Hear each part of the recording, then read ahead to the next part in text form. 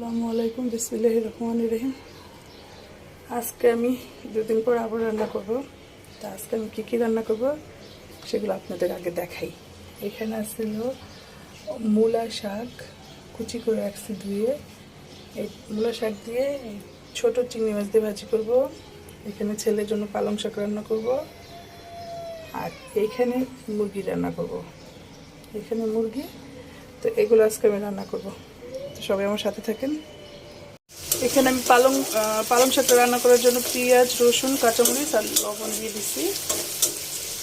আর এইখানে হলো আমি মুরগিটা প্রথম আগে ভেজে নিতেছি, তারপর দারচিনি তেজপাতা দিয়ে দিচ্ছি।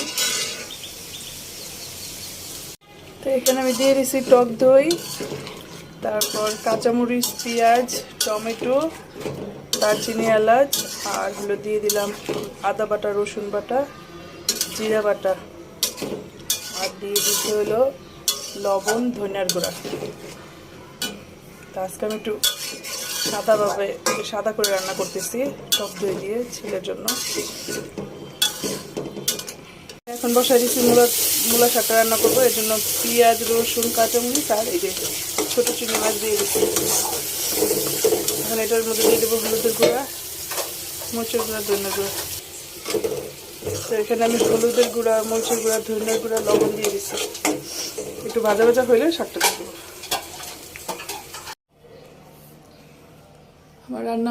আমার রান্না বাড়া শেষ হলো।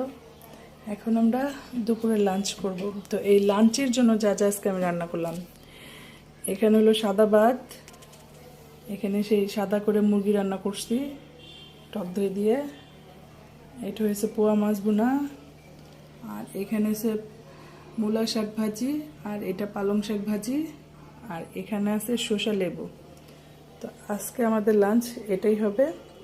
তো সবাই ভালো থাকেন, সুস্থ থাকেন, আর আমার জন্য সবাই প্লিজ দোয়া করবেন, আর আমার চ্যানেলটাকে সাবস্ক্রাইব করে দেবেন, লাইক, কমেন্ট, শেয়ার করে দেবেন। তো সবাই ভালো থাকেন। আসসালামু আলাইকুম, আল্লাহ হাফেজ।